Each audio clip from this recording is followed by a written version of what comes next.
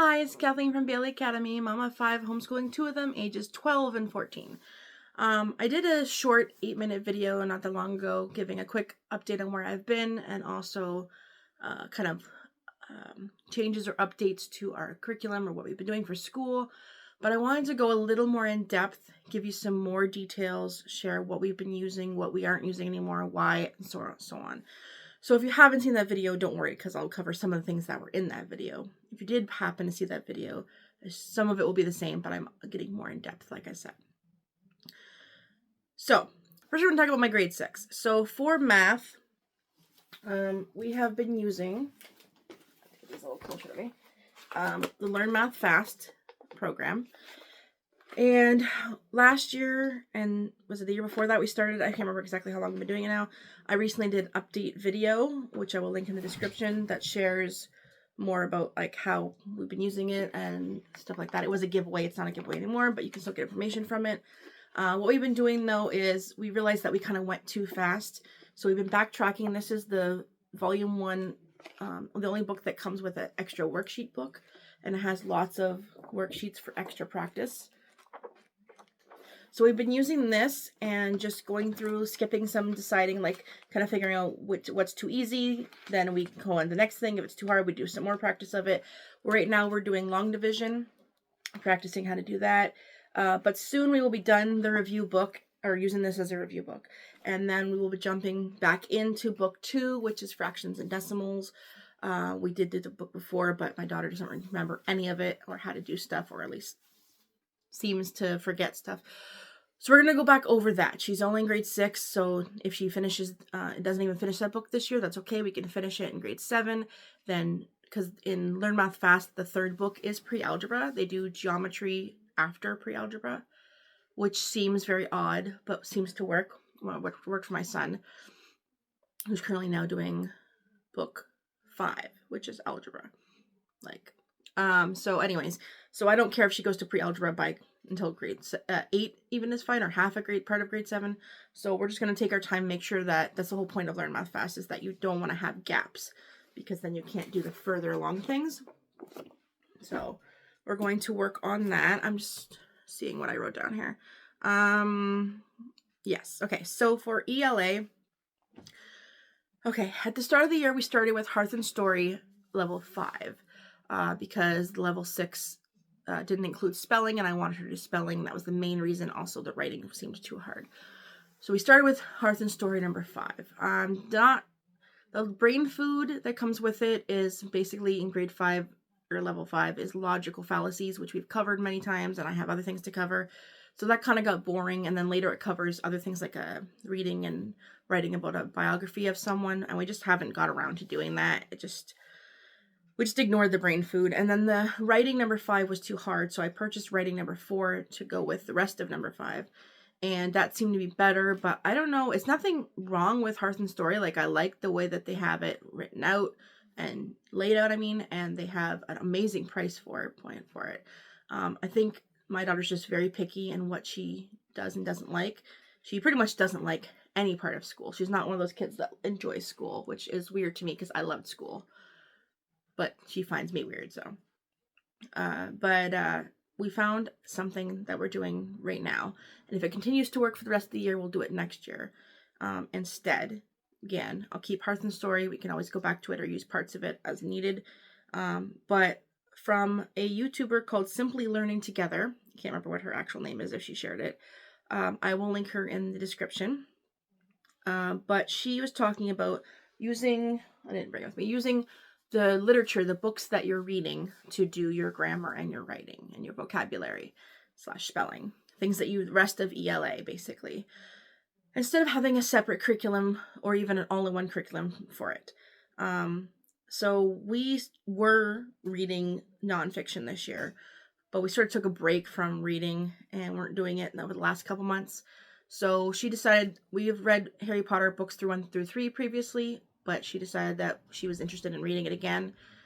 We stopped at 3 because it was getting too scary, but now she's older, and she even watches Demon Slayer, so she can handle a little more in some ways, although still sensitive in others.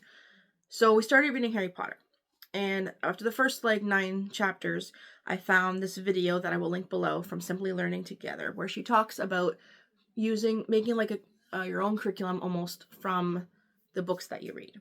So I don't have the book that I was talking about, but I just want to hold a book to point it. So you take your book, you read a chapter, and then while you're reading the chapter, any vocabulary words that jump out at her that she doesn't know, I instantly write them down, explain what it means, and write down the meaning for her. I'm doing the writing because she has dysgraphia. Otherwise, I would suggest the kid do the writing. And then there's different ways to do it. She suggests that you just come up with a grammar topic to learn about and use examples from the text. Or you could use a writing prompt from the text. What I did was I just hopped on ChatGPT, told it what book I was reading and what I wanted. And I wanted a short grammar lesson, and a writing prompt, and about how long I expected it to be taken to do, and it spit it out. So now all I have to do is, after she reads the chapter of Harry Potter, I open up my phone to ChatGPT, go to the file, see what chapter we're on, and it tells me what we're supposed to be talking about. And I'm pretty good at grammar, so I don't have any problem usually teaching the lesson. If I have any issues, I just ask it a question or look it up in another way to make sure it's, accurate. And then we do a writing prompt. So I wanted a Harry Potter notebook with Harry Potter stickers, but that wasn't in the budget. So plain old composition notebook. And again, this is all my writing. So chapter 13 here, she didn't know the word fanatic or alchemy. So we wrote that down and looked up the definition. And then chapter 13, I had ChatGPT told me was about compound sentences. So we reviewed if she knew what that meant. 2 sentences joined together with another word, usually a conjunction. We talked about fanboys, and I wrote out what fanboys stood for, which, if you don't know, for, and, nor, but, or, yet, so. Those are the most common conjunctions that are used. And then they give me an example, like Harry was curious, period. He wanted answers, period. And then I showed her how she had to pick one of the fanboys that fits. She chose and. We put it in and changed, any capitals and things we needed to do. So I wrote that down. And then the prompt it gave me was, why is the Philosopher's Stone important in the wizarding world? And so she had to write down, again, I wrote down, but she told me why it was important, and we wrote it down. And each page is a different one. So this one's chapter 12. We were doing subject and predicate for different sentences. We just looked in and found some, and then I wrote them down, and she marked it with subject and predicate. We talked about what a main clause and a dependent clause were. Chapter 11, she picked a noun from the chapter, and had to write 5 adjectives that go with that noun.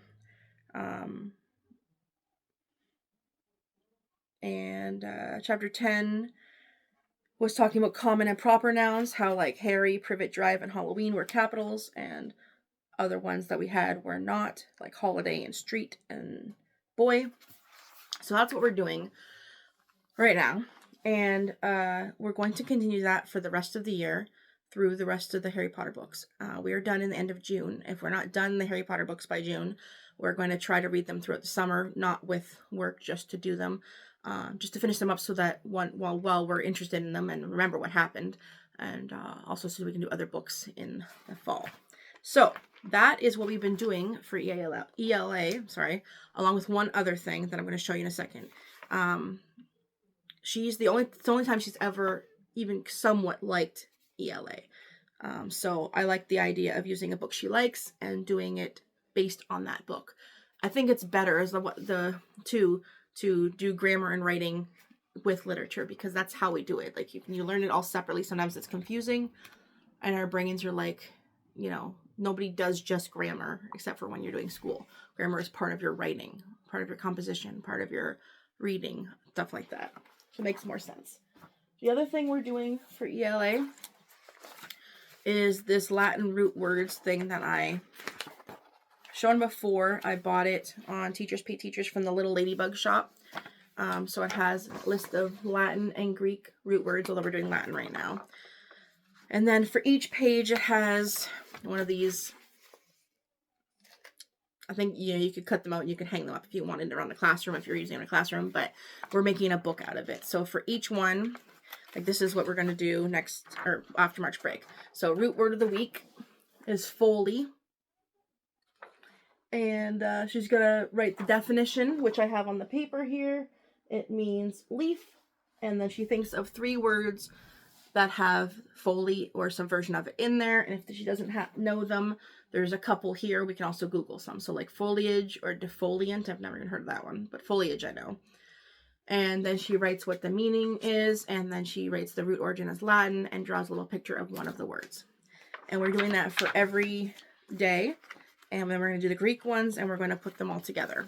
She also has signs that you could put up on the wall if you wanted to, of the different meanings. So we're continuing that with our other ELA just because I wanted to finish that. I bought it. I want to use it. Did I miss anything for ELA? Nope. Okay. So yeah, if you want help with how to use ChatGPT for that, by the way, it's really simple. You just tell it what you're looking for. The more detail you give it, the better, but you can always ask it to adjust it later on. So you just be like, I don't even have to say it all formally. Be like, I'm reading Harry Potter, book 1, to my 12-year-old. And I want her to, at the end of each chapter, after she writes down the vocabulary she learns, I want her to learn a small grammar lesson and then have a writing prompt that she can write about. I only want it to be a 10-minute, 30-minute, 5-minute, hour, whatever you want, lesson. Please give me what the lesson is, what to say, examples, you know, whatever. And you don't have to say all that because you can add in afterwards. Like, hey, I need examples. Or if you wanted to tell you exactly what to say because you're someone who needs that, you could be like, tell me exactly what to say to my daughter.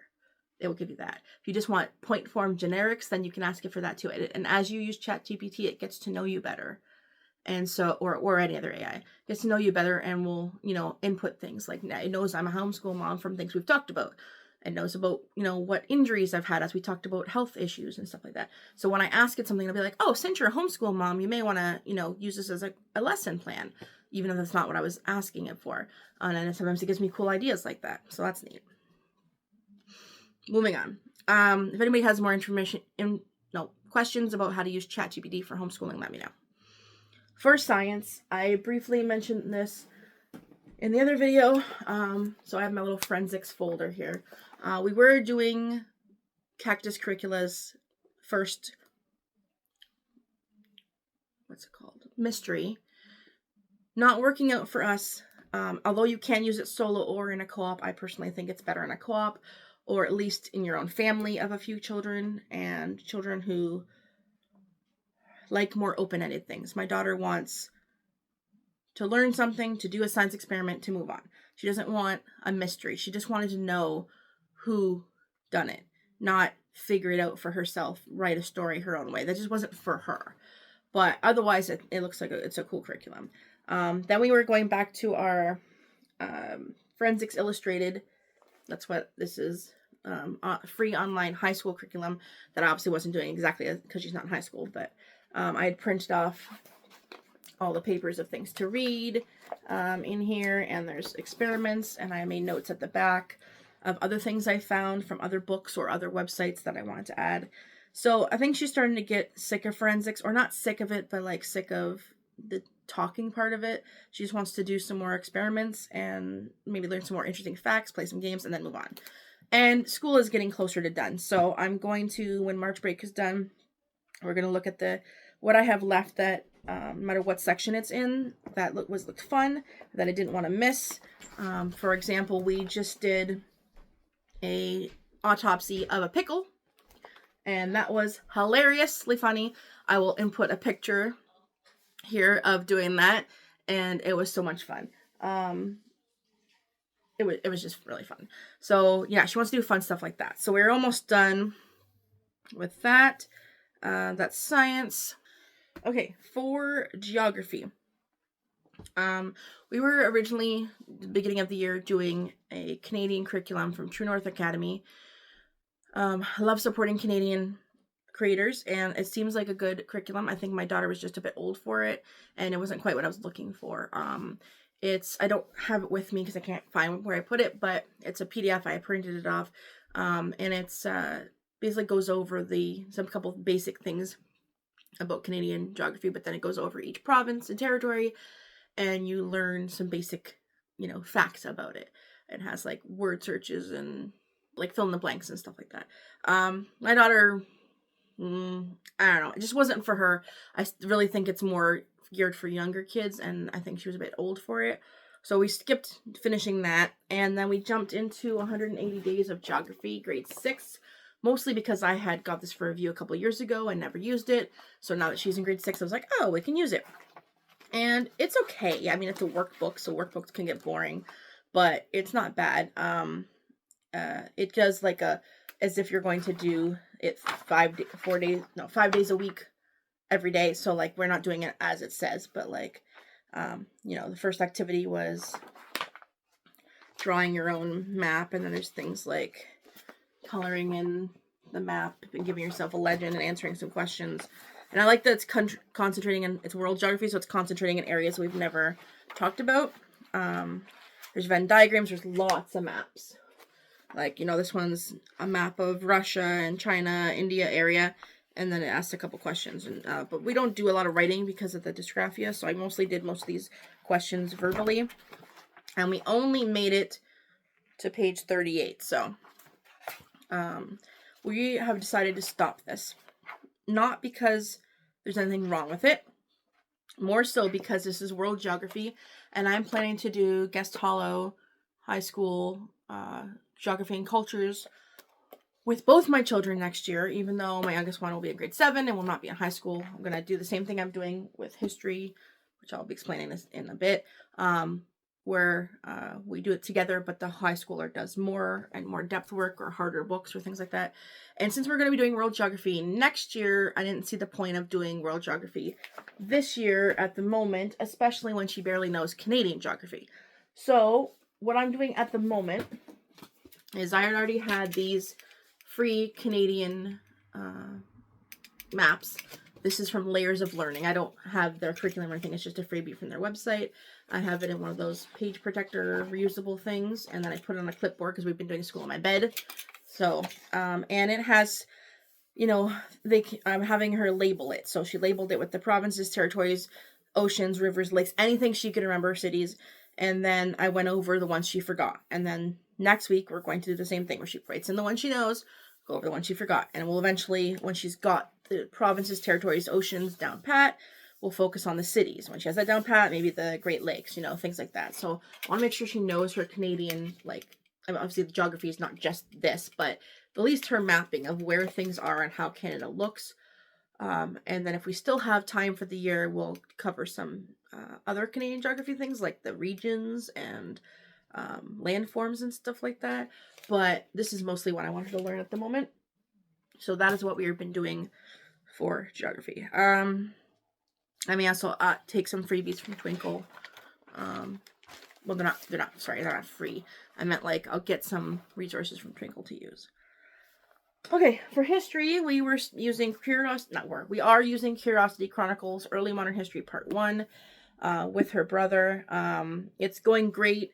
I didn't give much detail in the last video either because I was going to do a whole video on it, but I didn't bring it over here, but I have a schedule of what we're doing. We read a chapter on Monday, we do activities. I'll explain later, we changed our schedule, but throughout the week we do activities or maybe mat work or things like that. Watch a video about the chapter, and then next week we do the next chapter. That's what we've been doing, and like I said, other than not having as much time because we changed our schedule, this has been going good. And yeah, new video to come on that. Where am I? Oh, yes. Okay, for health. So we started off the year with these little freebies that I got from the Canadian Centre for Child Protection, kidsintheknow.ca website. I will find the link to where you can either there's some that you believe you can download or you can have them ordered. These were like ordered and sent to my house. So these are little booklets, and this one is for grades 5 and 6. This one I think is grades 7 and 8. And I might have the high school one as PDF because they didn't have any to send or something like that. I can't remember exactly. Yeah, this is grade 7, 8. Okay, we decided to do them both. So this is Be Smart, Strong, and Safe. Has things like emotions, true, false, or it depends, who are safe adults, has some word searches, creepy meter, embarrassing moments, maze, healthy or unhealthy boundaries, quiz, word art, graffiti. And they can, like, if you get the whole hard copy, they can color and write right in it.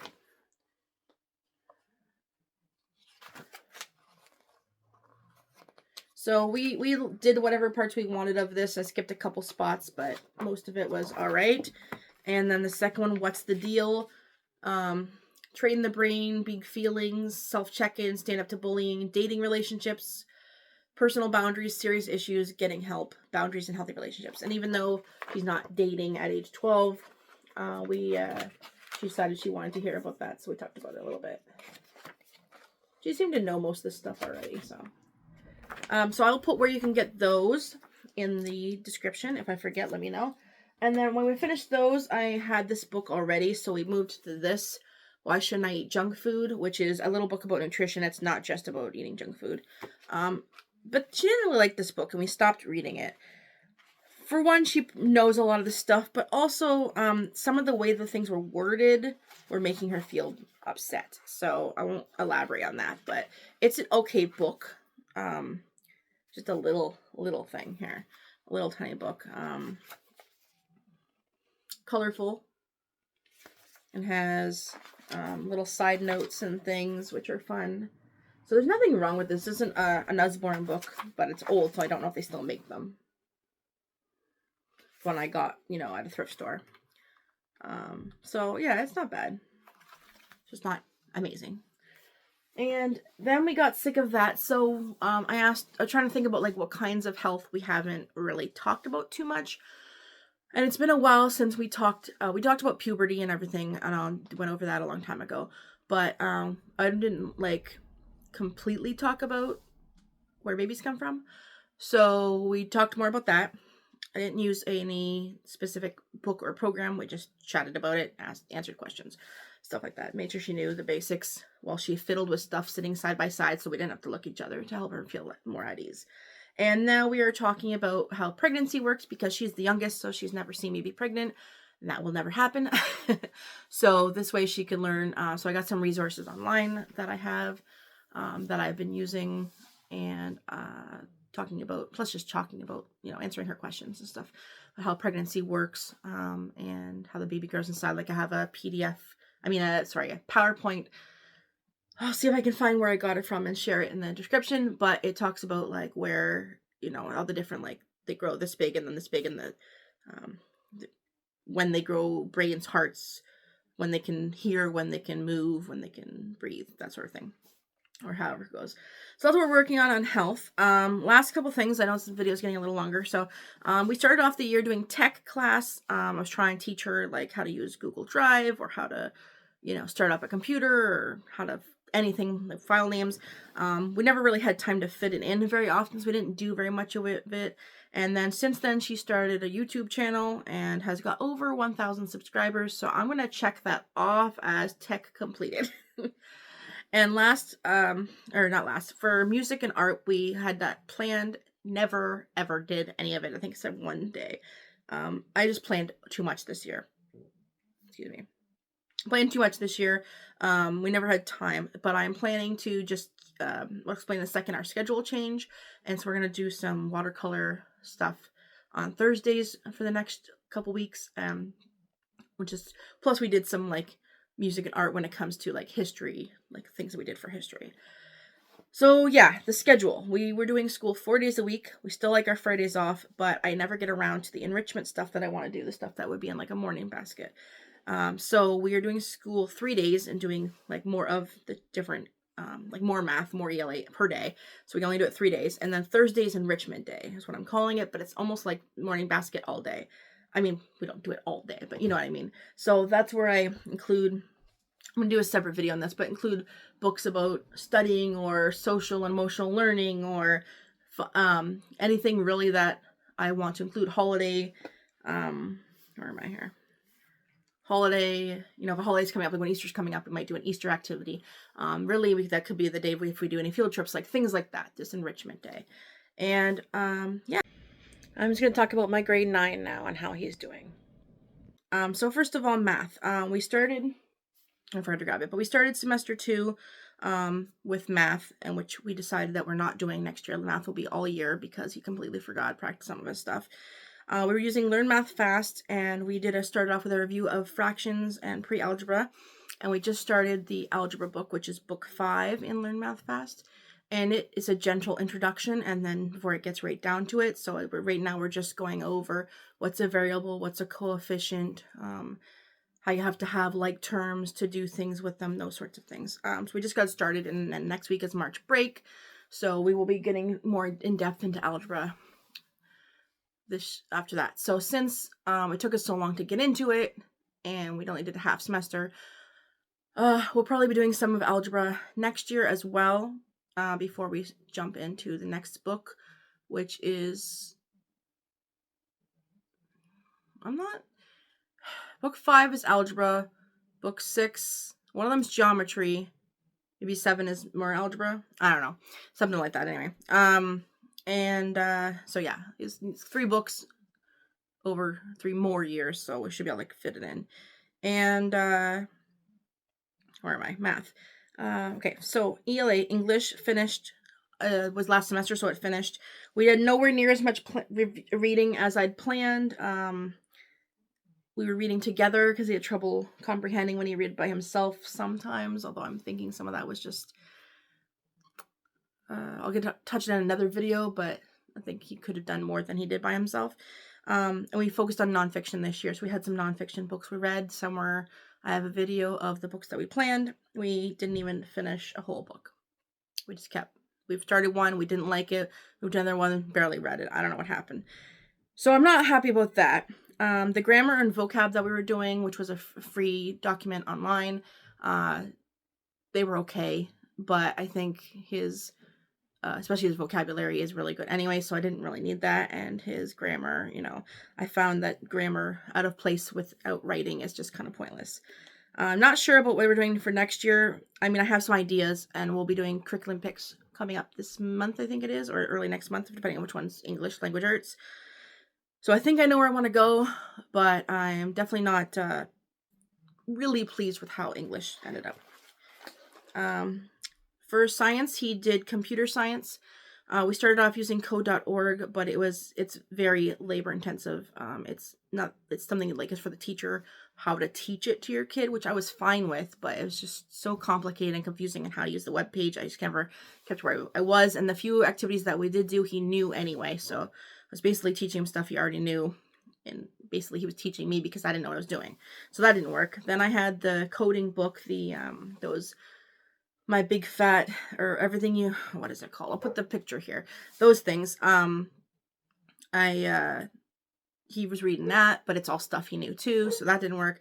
So then, I was like, you know what? You code every day, and you do a lot, and he makes games on Roblox, and he has people who play them, and he earns Robux from it. So I was like, just work on your coding. Every so often, I asked him what he was working on, and at the end of the semester, I had him type up like explanation of what he'd been working on and what he accomplished and what he'd learned, kind of thing, to hang on to. That was computer science. Geography, we just started in semester 2 Canadian geography with the Making Connections textbook. This is one that they use in the school classrooms, and I was able to get it for free, so I was very, very happy about that. I'm not a big textbook person, but I wasn't going to turn that down. It is an older, it's like a 20-year-old version of it, so we are using the stuff that is not out of date, and then when it talks about something out of date, like when it talks about GPS, it's really old GPS, we just look for a video or some information online to supplement the parts that are out of date. Where am I? Old version, made adjustments. I made a chart of what exactly I wanted to do with ChatGPT's help. And so yeah, I got that all phased out. I was able to figure out, like, how many days, how many chapters. I'm fine now that I didn't give him enough work. So after March break, we're going to be doing more of it. I'd rather like finish this early and add supplementals on if I feel like I need it, than have him only, because he reads fast. So no, yeah, it's too little. For history, last semester he did ancient music history, which ended. I made it. It went great. I'm putting it together at some point, and we'll give away or sell. I don't know yet. It wouldn't be much money if it was the layout, because it's just like watching other people's videos, and I give you questions and things, to writing prompts and stuff like that. So like I'm not putting it all together myself, so it won't be too expensive. If you're interested in that, let me know. He did 2 histories. We're doing early modern with Curiosity Chronicles with his sister, if you saw. So I'm not going to ramble on it too much. It's going good. I have a video to come all about how we're using it and advice for it and just everything. But yeah, I really like this. The only reason we're not using it again next year is because we got this for review and I do not have the money to buy another set. But I would absolutely recommend this if you can afford it, because it is great. Although I'm reading the book. They have, what do you call it? Audio files of MP3s of the kids talking and stuff like that. My kids didn't like that. They said they'd rather me just read it. So I've been reading it. For health, there's an online free health textbook that I found that we like-ish. There's some parts of it that aren't great. So I just decide how many pages he's to read, and he just reads the health textbook. Sometimes I'll ask him, like, what was it about, just so I can make sure that he was paying attention to it. And then maybe, we do some, like, active things here or there. But other than that, we're not, like, filling in worksheets or nothing. He works better with verbal things. Definitely more active this spring. And Spanish, we just started this semester. I just have this Spanish Carson DeLosa book, and I'm using it as like a base. We did some in grade school, some Spanish in grade school, and he mostly doesn't know most of it though anymore. So we're using the workbook verbally and an odd like video or practice with me. So for example, this one is ¿Cómo te llamas? What's your name? So we learned about it, and we asked him the question, and he had to write the answer. Verbally say the answer. And then we just practicing. When I remember, I'll ask him, be like, hey, hola, ¿cómo te llamas? And he has to remember to tell me. So that's just what we're doing for Spanish. We still have lots of this to go through. So yeah, not as much to say for him. I think I covered all the classes. And yeah, I've been working on his plans for next year, which we'll be sharing in the next couple weeks and months, or month. So keep an eye out for that in the Curiosity Chronicles video. And if there's anything else you want me to extrapolate on, let me know. That is it. See you later. Bye.